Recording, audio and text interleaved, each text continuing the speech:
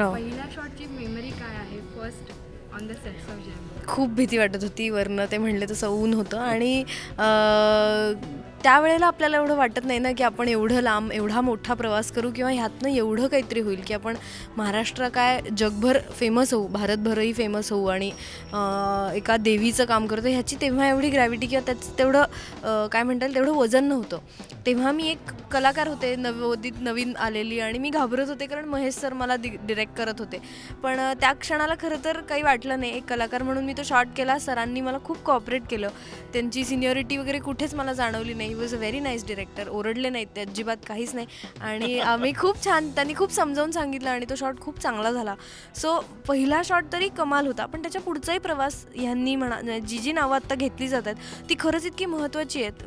Including माय को actors म्हणजे देवदत्त सुरभी तर आहेतच, पण अजामेळ म्हणजे उदय साळवी किंवा शेवंता म्हणजे अंजली वळसंगकर, आबा गिरिराज सर, रंग्या गंगी, आमची मंजी होती आधी. सो ह्यांनी जी कॅरेक्टर्स केलेत, मी ज्यांच्यावर जास्त काम केलं तेव्हा मी खूप नवीन होते. सो एक वर्षभर तिथे सेट होताना इट टूक अ वाईल.